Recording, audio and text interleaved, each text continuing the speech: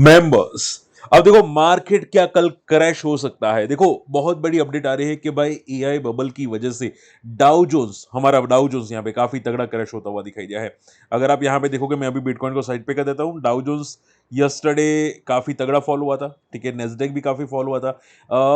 जो मार्केट थे Asian markets वो भी काफी तगड़े फॉल हुए थे, ठीक है। अर्ली मॉर्निंग में मैंने यहाँ पे स्क्रीनशॉट आप लोगों को शेयर किया था, अगर आपने यहाँ पे देखा हो तो, कि भाई 4-4% तक निकाई हैंगसेंग 1% तक फॉल करते हुए दिखाई दिए। तो थोड़ा प्रॉब्लम है मार्केट में, एशियन मार्केट्स में, जिसकी वजह से मार्केट फॉल हुआ। मैं काफी चीजें डिस्कस करने वाला हूँ यहाँ पे। ब्लैक बक के रिजल्ट का असर कैसा है, एमटीआर के, बीएमएल के, दीपक फर्टिलाइजर, पेटीएम, तिलक नगर वगैरह वगैरह। लेकिन देखो कुछ चीजें बताना चाहूंगा जो आपको जाननी जरूरी है। सबसे पहली बात, आप यहां पे थोड़ा फोकस कीजिएगा।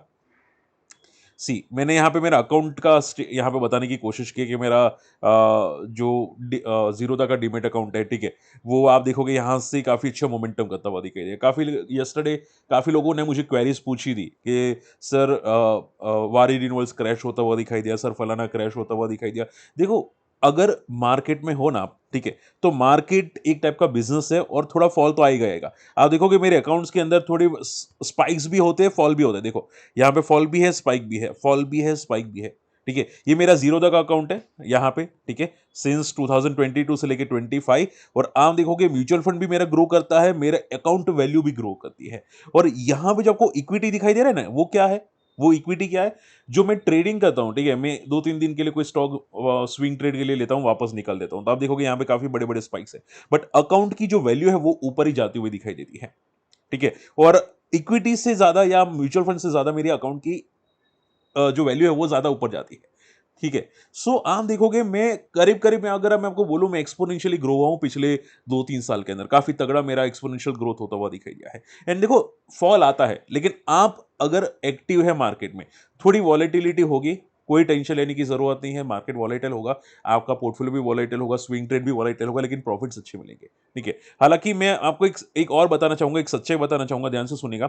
यहाँ पे जो मेरा एक्सपोनेंशियल ग्रोथ हुआ था, उसमें सबसे मेरा जो बड़ा हाथ था एक्सपोनेंशियल ग्रोथ के अंदर, ठीक है, वो मेरे एसएमई स्टॉक्स थे। काफी लोग मेरे जो व्यूअर्स है, पुराने व्यूअर्स होंगे, वो जानते होंगे, ठीक है। काफी लोग बोलते हैं कि सर एसएमई स्टॉक काफी रिस्की होते हैं, लेकिन मेरा एक्सपोनेंशियल ग्रोथ एसएमई स्टॉक्स में ही हुआ था, ठीक है। काफी मुझे अच्छे एसएमई स्टॉक्स बेनिफिट्स करवा देते हैं, काफी अच्छा प्रॉफिट दिलवा देते हैं। इवन फॉलिंग मार्केट में मुझे एसएमई स्टॉक्स काफी अच्छे प्रॉफिट्स देते हैं, ठीक है। बट अभी क्या है कि अभी मार्केट ऐसा है कि भाई एसएमई इंडेक्स भी हिल नहीं रहा। अगर हम लोग एसएमई इंडेक्स की बात करें, यहाँ पे देखो एसएमई इंडेक्स, यहाँ पे अगर आप देखो एसएमई आईपीओ इंडेक्स, ये भी पिछले 3-4 महीने से एक प्योरली रेंज बाउंड दिखाई दे रहा है, ठीक है।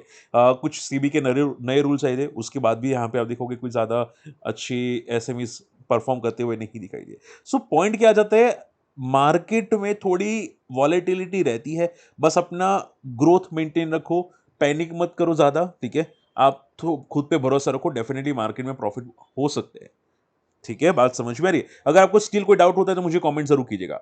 ओके, चलिए फटाफट स्टार्ट कर लेते हैं। यहाँ पे मैं इसको बंद कर देता हूं यहाँ पे, ठीक है, और यहाँ पे स्टार्ट कर लेते हैं। ओके, एफआई की सेलिंग है लगातार, 1,000 करोड़ की सेलिंग आई है। इसको ज्यादा फोकस नहीं करेंगे, मार्केट में पैनिक सेलिंग तो है अभी के लिए, ठीक है। और आप देखोगे डाउ जोन्स जो फॉल हुआ था, उसका रीजन ये था, आप देखोगे कि जो बैंक्स है, ठीक है, बिग बैंक्स है, उसने वैल्यूएशन कंसर्न बताई है एआई रिलेटेड। क्योंकि एआई जो अभी प्रॉफिट जनरेट कर पा रहा है, बोलते हैं ना नेट प्रॉफिट, ठीक है, वो इतना अच्छा जनरेट नहीं कर पा रहा है, ठीक है। वहां पे वैल्यूएशंस काफी हाई है, ठीक है। तो वो एक कॉशंस आ रहा है, ऐसा लग रहा है कि भाई वहां से एक बबल बस्ट हो सकते हैं, जैसे आईटी बबल हुआ था, वैसा एआई बबल भी है, आप सभी लोग जानते हैं, वो बबल बस्ट हो सकते हैं। अब देखो, अगर बबल बस्ट होगा तो क्या सिर्फ आईटी कंपनी गिरेगी, जो एआई कंपनी वो गिरेगी? नहीं, बैंक्स भी गिरेंगे। क्यों? क्योंकि एआई वालों ने बैंक से पैसे भी तो उठाए होंगे, लोन्स भी लिए होंगे, ठीक है। या बड़े प्लेयर से इन्वेस्टर्स होते हैं, पीई फर्म्स होते हैं, उनके पास से लोन लिए होंगे, और वो पीई फर्म्स भी यहाँ पे बैंक से कहीं ना कहीं तो लोन लेती है। तो डायरेक्टली इनडायरेक्टली पूरा इकोसिस्टम होता है, और उसकी वजह से मार्केट में फॉल आता है, ठीक है। अभी के लिए आप ये समझो, केयरफुल रहो, मार्केट में थोड़ी वॉलेटिलिटी है, प्रॉफिट बुकिंग है, मार्केट में फॉल आपको इजीली दिखाई दे सकते हैं, ठीक है। गिफ्ट निफ्टी भी आप देखोगे, भले आपको 15 पॉइंट ऊपर है, लेकिन यस्टरडे का एडजस्टेड है यहाँ पे, ठीक है, 25,700 के आसपास है। और हमारा निफ्टी फ्यूचर्स भी 25,700 के आसपास है, ठीक है। आप सिर्फ ये समझो कि अगर कल निफ्टी गैप डाउन ओपन होता है, ठीक है, तो एक छोटा मोटा पुल बैक मैं स्टिल एक्सपेक्टेड कर रहा हूं, क्योंकि काफी लगातार फॉल कर रहा है, इंपॉर्टेंट लेवल्स को तोड़ता हुआ दिखाई दिया है गिफ्ट निफ्टी, ठीक है। यहाँ पे सी निफ्टी की बात करने जाओ, ये देखो यहाँ पे, ठीक है। सो ये ओवरसोल्ड जोन में जा रहा है यहाँ पे निफ्टी, ओके। सो एक सपोर्ट है जो अप्रोक्सीमेटली आप बोल के चल सकते हैं, यहाँ पे 25,450 के आसपास एक सपोर्ट है, तो मुझे लगता है यहाँ पे एक बार सपोर्ट लेने की निफ्टी कोशिश कर सकता है यहाँ पे, ठीक है। सो यहाँ से एक बाउंस बैक मुझे लगता है कि दिखाई दे सकता है अगर गैप डाउन ओपन हुआ और वहां तक गया तो, ठीक है। और अगर गैप अप ओपन हुआ तो फॉल के चांसेस पक्के हैं, क्योंकि मार्केट में वीकनेस अभी भी है। तो अगर गैप अप ओपन होता है तो मार्केट फॉल करेगा, अगर गैप डाउन ओपन होता है तो साइडवेज टू वीक रह सकता है, ये बात आप पकड़ के चल सकते हैं, ठीक है। सो अभी के लिए ज्यादा बुलिश मत होने की कोशिश मत करना, मार्केट का ट्रेंड थोड़ा बहुत वीक है और because of the AI, okay. चलिए इसके अलावा देखो, जो मैंने आपको ऑलरेडी बता दिया कि बबल बस्ट हो सकती है, एआई बबल, ठीक है। ब्लैक बक की बात कर लेते हैं। सबसे पहली बात, सर आपका पोर्टफोलियो में यहाँ पे दिवाली वाला में है ब्लैक बक और इसके रिजल्ट्स आए, रिजल्ट्स वीक लग रहे हैं, क्या हो सकता है? देखो मैं आपको वन शॉट आंसर कर देता हूँ, रिजल्ट्स वीक नहीं बोल सकते, मैं एवरेज बोलूंगा, क्योंकि इसका ईयर टू ईयर ग्रोथ काफी अच्छा है EBITDA बेसिस पे ब्लैक बक का, और नेट प्रॉफिट भी काफी अच्छा इंप्रूवमेंट आया है, 270 माइनस से लेके 330 करोड़। बट हाँ, ग्रोथ नहीं है यहाँ पे, ग्रोथ थोड़ा स्लो डाउन हुआ है, और ग्रोथ की स्लो डाउन की वजह मार्जिन बोल सकते हैं आप लोग, ठीक है, क्योंकि सेल्स में इंप्रूवमेंट है, क्वार्टर टू क्वार्टर सेल्स में अच्छी इंप्रूवमेंट है, ठीक है। सो आप ये समझो मार्जिन की वजह से इनके प्रॉफिट्स डिक्लाइन आए हैं। सो शॉर्ट एंड सिंबल में कल फॉल तो होगा, ठीक है, बट मैं एक्सपेक्टेड कर रहा हूं कि 2-3% का फॉल आना चाहिए, ज्यादा से ज्यादा 4% का फॉल आना चाहिए, 4% से फॉल नीचे नहीं आना चाहिए, ये अभी के लिए दिखाई दे रहा है यहाँ पे ब्लैक बक के अंदर। लेकिन आगे क्या क्या इसको रखे निकाल दे, तो एक चीज हो सकती है कि भाई आप ये समझो डेफिनेटली इंपॉर्टेंट सपोर्ट के नजदीक है, ठीक है। अगर ये सपोर्ट टूटता है तो एक पैनिक आने वाला है, और सपोर्ट कहाँ पे है? वो है अराउंड 640 के आसपास, ठीक है। तो देखते हैं कल की क्लोजिंग क्या रहती है, अगर 640 के नीचे जाता है और क्लोजिंग नीचे देता है तो फिर टेम्पररी शायद थोड़ा आधा क्वांटिटी निकालना पड़े, but I don't think panic की जरूरत है, स्टिल पॉजिटिव है, चार्ट्स बेसिस पे पॉजिटिव है। मे बी कंसोलिडेशन मोड में चला जाएगा एक आध महीने के लिए, 1.5 महीने के लिए, but I think still positive है, ऐसा पैनिक सिचुएशन नहीं बनता कोई एंगल से, बट हाँ थोड़ा 2-4% का फॉल आएगा। मैं देखूंगा कि इसका क्लोजिंग कैसा आता है, क्या ये पैनिक क्लोजिंग आएगा कि नहीं, ठीक है। चांसेस अगर अगर देखो क्लोजिंग बेसिस पे 2% की क्लोजिंग आती है नेगेटिव, तो भी पॉजिटिव होगा, तो पैनिक बनता भी नहीं है, ठीक है, अगर नेगेटिव 2% की क्लोजिंग आती है, ठीक है। सो वो ध्यान में रखिएगा, ज्यादा मैं एक्सपेक्टेड नहीं कर रहा हूँ फॉल के अंदर, ब्लैक बक के अंदर, ठीक है। बाकी क्लोजिंग पे देखेंगे क्लोजिंग कैसी आती है, उसके बाद ज्यादा चर्चा करेंगे यहाँ पे। ओके, एमटार की बात करें जाए, एमटार के नंबर बहुत घटिया नंबर आए हैं, इनका रेवेन्यू काफी तगड़ा डिक्लाइन मोड पे आया है, और आप देखोगे 188 करोड़ का जो मिलियन का जो प्रॉफिट था वो 45 मिलियन आ चुका है। तो एमटार की हालत बहुत ही अ, खराब से बदतर होती हुई दिखाई दी है। तो एमटार के रिजल्ट तो बहुत ही बेकार है, अभी रिजल्ट से पहले काफी भाग रहा था, अगर आप लोगों ने देखा हो तो, ठीक है। लगातार हमारे बिग बुल स्क्रीनर में आ रहा था, और आप देखोगे उसके बाद काफी वर्टिकल जाने के बाद यहाँ पे अगर बी का रिजल्ट आए, तो मुझे लगता है ये ट्रिपल टॉप बना रहे हो और यहाँ से एक तगड़ा फॉल कर सकता है। और मैं पहले भी आपको वार्न कर चुका था कि रिजल्ट से पहले कभी कभी केयरफुल लेना पड़ता है अगर शॉर्ट टर्म का व्यू होता है, ठीक है। तो वो एक चीज़ें हैं जो आपको भी रडार पे रखनी पड़ेगी, थोड़ा कैश कॉशियस रहना पड़ेगा। एमटार की हालत ऐसी है कि ये जिस तरह से नंबर आया, मुझे लगता है कि कल तगड़ी पिटाई करने वाला है, ठीक है। ये शायद पता नहीं 5-7% क्रैश हो जाए, आई डोंट नो, ठीक है। चांसेस तो यही लग रहे हैं कि भाई ये तगड़ा क्रैश हो सकता है एमटार। BAML, अब देखो अगर वन शॉट आंसर करें सर BAML के नंबर कैसे हैं, मैं आपको बोलूंगा खराब नहीं है। आप बोलोगे सर ये तो खराब लग रहा है ना, नहीं खराब नहीं है। कौन किसने बोला खराब है? किसने बोला BAML के नंबर खराब है? नहीं खराब है, ठीक है। सी आई एम श्योर आप कंफ्यूज हो रहे हैं, ठीक है। देखो मैं समझा देता हूं, पहले तो आप ऐसा मत समझो कि year to year quarter to quarter अच्छे है तो वो अच्छे हैं, ठीक है, ऐसा नहीं है। आपको ये समझना चाहिए कि कंपनी ने लास्ट टाइम जब रिजल्ट आया था तब कंपनी ने क्या स्टेटमेंट दिया था, ठीक है। उसके बाद क्या कंपनी ने वो स्टेटमेंट के हिसाब से प्रॉफिट किया है, वो स्टेटमेंट के हिसाब से रेवेन्यू जनरेट किया है, उसके बाद आपको रडार पे रखना चाहिए। बात समझ में आ रही है? तो आप हर एक स्टॉक शायद फोकस नहीं करते होंगे, लेकिन मैं करता हूं, ठीक है। सो आप ये समझो मुझे तो नंबर्स अच्छे लगे, क्योंकि कंपनी ने क्लियर कट बोला था कि इनकी ऑर्डर बुक बहुत अच्छी थी और आगे जाके कंपनी काफी अच्छी एक्सपांड कर सकती है, और उसकी वजह से BML थोड़ा बहुत पॉजिटिव हुआ था, ठीक है। तो आप देखोगे क्वार्टर टू क्वार्टर में काफी अच्छा इंप्रूवमेंट है, और EBITDA बेसिस पे कंपनी ऑलमोस्ट वापस वही लेवल पे आ चुकी है, तो मुझे तो नंबर थोड़े से बेटर ही लगे BEML के, ठीक है। तो एक बार देखते हैं कि कहाँ पे मोमेंटम आप देखोगे, ऑलरेडी लॉस मेकिंग थी लास्ट क्वार्टर में, तो भी अब बंदा आप देखोगे काफी अच्छा रिकवर हुआ है, ठीक है। सो आप ये समझो एक रेजिस्टेंस पे है। अ, ऐसा नहीं देखो इतने स्ट्रॉन्ग नंबर भी नहीं कि भाई ये शायद लाइफा को ब्रेक कर देगा, बट अभी कमेंट्री देखनी पड़ेगी, ठीक है, कमेंट्री क्या आती है क्या आती है नहीं आती, बट हाँ इन शॉर्ट में नंबर्स अच्छे हैं इसके। सो देखेंगे कल की क्लोजिंग क्या आती है, क्या ये 2700 को ब्रेक करता है एज सुन एज पॉसिबल। अगर कमेंट्री अच्छी होगी तो मुझे लगता है 2700 को ब्रेक करेगा आने वाले एक आध महीने के अंदर, ठीक है। तो हम लोग इसको रडार पे रखेंगे। आप पूछिए सर आज के रिजल्ट में किसको रडार पे रखना चाहिए, मैं बोलूंगा बीएमएल को, क्योंकि इसकी कमेंट्री हमेशा बहुत तोड़फोड़ आती है, ठीक है। तो हम लोग इसको वेट करेंगे, रडार पे रखेंगे कि क्या इसकी कमेंट्री आती है, ठीक है। चलिए दीपक फर्टिलाइजर्स नंबर्स ठीक है, पॉजिटिव मैं बोलूंगा इसको। ये नंबर्स डेफिनेटली अच्छी, इबिटा सेल्स काफी अच्छी इंप्रूवमेंट हो रही है, नेट प्रॉफिट ठीक है, एवरेज ग्रोथ है नेट प्रॉफिट में। सो आई डोंट थिंक कोई इश्यूज है नेट प्रॉफिट के अंदर। एंड ग्रोथ देखो बहुत अच्छी है, मैं अगर इनकी प्रॉफिट या सेल्स की बात करूँ तो हमें, ठीक है।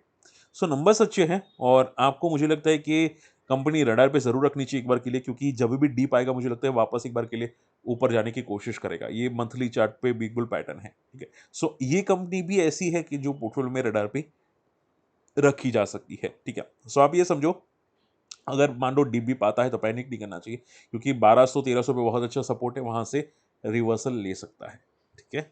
So then okay, last not the last two, previous special in मेरी one of the hot favourite company, बहुत बहुत बहुत भाई, मैं मैं क्या बोलूं यार, मैं ऐसे लग रहा है केमिकल कंपनी के अंदर दो कंपनी स्ट्रांग है, नवीन फ्लोरिन और प्रीवियस स्पेशलिटी। भाई क्या नंबर दे रही है ये, मतलब अन अन अनबिलीवेबल, ठीक है।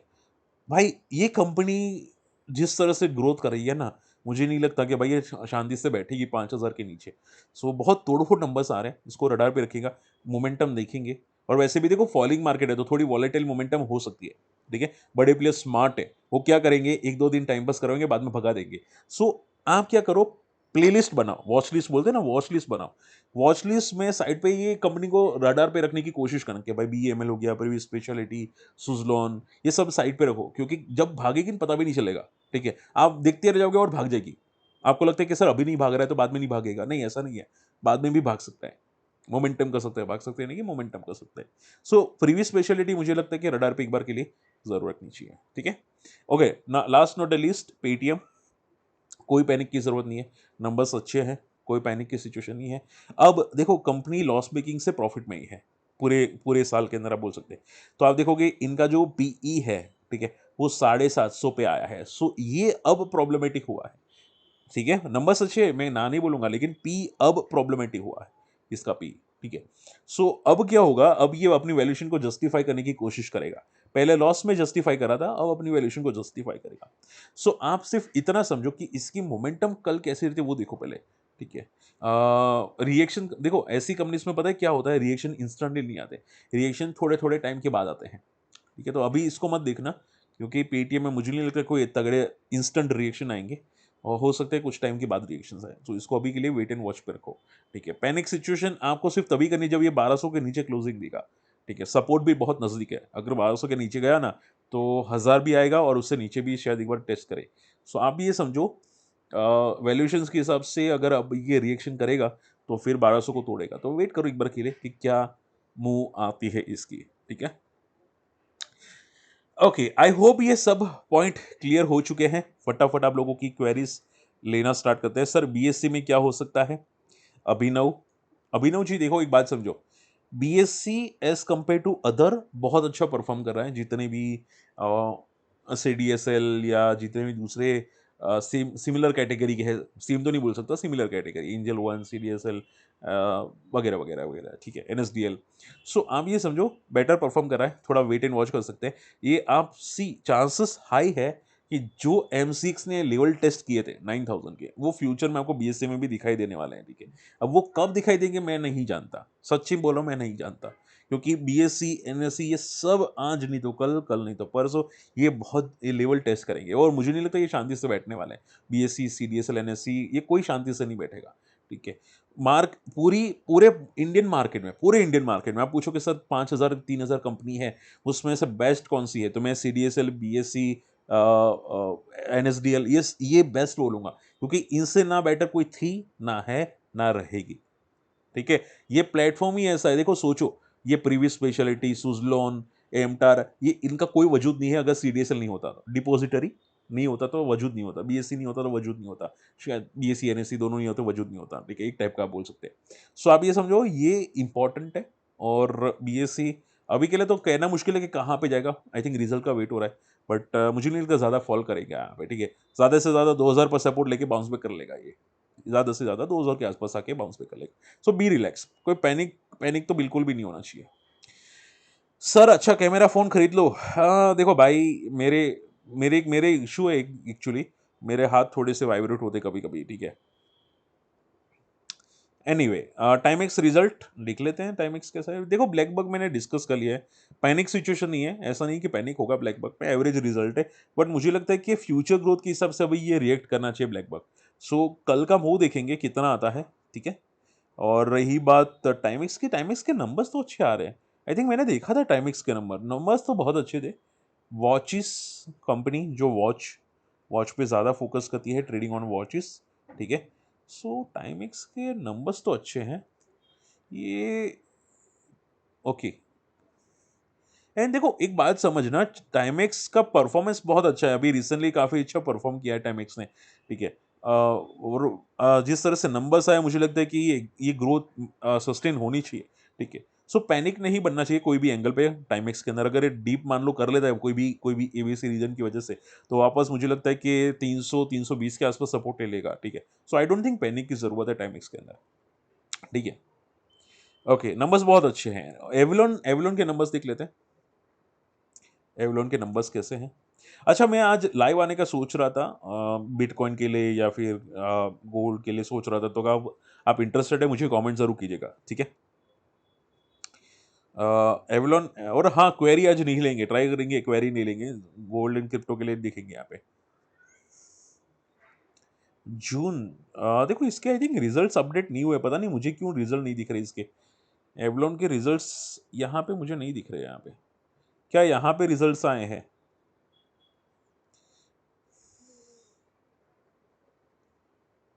सी एवलॉन के सर मैं कंफर्म तो नहीं बोल सकता क्योंकि रिजल्ट्स मैंने देखे नहीं है, रिजल्ट्स कैसे हैं वो आइडिया भी नहीं है। मोमेंटम तो काफ़ी अच्छा था इसका, और कंपनी बहुत दम वाली है, एवलॉन कंपनी दम वाली बहुत है, ठीक है। सो इसका रिजल्ट का वेट करेंगे। आप ये समझो ग्रोथ आनी चाहिए, कंपलसरी ग्रोथ आनी चाहिए, 24 करोड़ से ज़्यादा का प्रॉफिट आना चाहिए।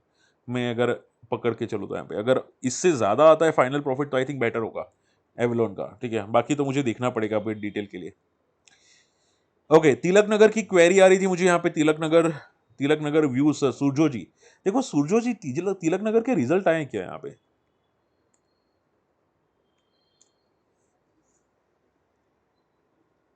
तिलक नगर के भी आई थिंक रिजल्ट बाकी है, राइट। तिलक नगर के रिजल्ट्स बाकी हैं और अभी लाइफाई पे ही ट्रेड करा है। मैं सर बोलूंगा थोड़ा कॉशियस रहा करो क्योंकि तिलक नगर में अगर अगर रिजल्ट खराब आए ना तो डीप भी पा सकता है। डेफिनेटली दारू की कंपनी में है, ठीक है। और दारू की कंपनी तो बेस्ट होती है, मुझे लगता है कि 2-3 सेक्टर ही बेस्ट है पूरे मार्केट के अंदर। एक तो वायर सेक्टर, दारू की कंपनी, सीडीएसएल, एनएससी बीएससी जैसे, ठीक है। तो ऐसी कंपनी डेफिनेटली पॉजिटिव होती है पूरा ये, और हॉस्पिटल डेफिनेटली। सो ऐसी कंपनी डेफिनेटली पॉजिटिव होती है, तो मुझे लगता है कि आपको पैनिक तो नहीं करना चाहिए, रिजल्ट्स का वेट करो सेफ्टी के लिए, ठीक है। और डी भी पाए तो पैनिक मत करना, और कुछ नहीं मैं बोल सकता हूँ यहाँ पे, ठीक है। तो तिलक नगर में अगर डीप आता है तो मुझे लगता है ज़्यादा से ज़्यादा 400 का डीप आना चाहिए, अगर आता है तो की बात है, क्योंकि वैसे भी फॉलिंग मार्केट है ना, तो थोड़ा पैनिक में भी हो सकता है आगे, but I don't think panic की ज़रूरत है अभी आपको, लॉन्ग टर्म के लिए, मिड टर्म के लिए, ठीक है। छोटा मोटा होगा तो ठीक है, बाकी ज़्यादा फोकस मत कीजिए। ओके लास्ट नोट एलिस ग्लूटिस में सर क्या रडार पे रख सकते हैं बैड लिस्टिंग। देखो ग्लूटिस में एक बात समझो, ग्लूटिस मैंने देखा लॉजिस्टिक कंपनी है, लिस्टिंग के बाद काफ़ी तगड़ा क्रैश हुआ है, और रिजल्ट्स देखो कंपनी अच्छी है, ग्रोथ अच्छा है, बट क्या कि कभी कभी कंपनी क्या करती है कि लिस्टिंग की वजह से अच्छे रिजल्ट पेश कर देती है और लिस्टिंग के बाद खराब रिजल्ट पेश करती है, हम लोगों ने देखा है काफ़ी। सो इसको अभी हम लोग इसको जज नहीं कर सकते based on the current result, आप समझ रहे हैं, ठीक है। क्या पता वो अपने को मामू बना रही हो, समझ रहे हो। सो अभी के लिए ऐसा मत समझो, ठीक है, ऐसी कंपनी को फोकस मत करो। आप शॉर्ट टर्म के लिए दूसरी कोई कंपनी ढूंढो, मान लो कि भाई यहाँ पे देखो मैं अभी रडार पे रख रहा हूँ तिलक नगर को, ठीक है। मान लो मैं यहाँ सॉरी मैं इंद्रप्रस्थ मेडिकल को रडार पे रख रहा हूँ क्योंकि रिजल्ट्स अच्छे आ चुके हैं, ठीक है। इसमें रडार, इसमें आई थिंक फोकस किया जा सकता है। तत्व चिंतन के भी आई थिंक रिजल्ट्स आ चुके हैं, अगर मैं गलत नहीं हूँ तो मैं एक बार देख लेता हूँ, ठीक है, तत्व चिंतन के, हाँ देखो रिजल्ट्स आ चुके हैं। तत्व चिंतन को भी रडार पे रखना चाहिए, मुझे लगता है यहाँ से मूव्स अच्छे आ सकते हैं।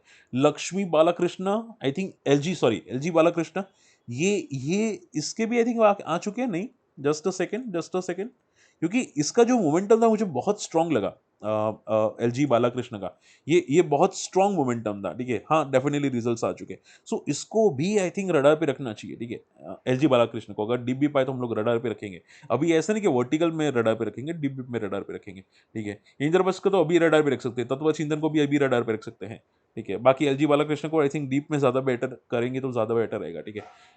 ओके, बाकी तो जीके टायर थोड़ा वर्टिकल जा रहा है, इसमें ज्यादा फोकस करना बेवकूफ़ी है।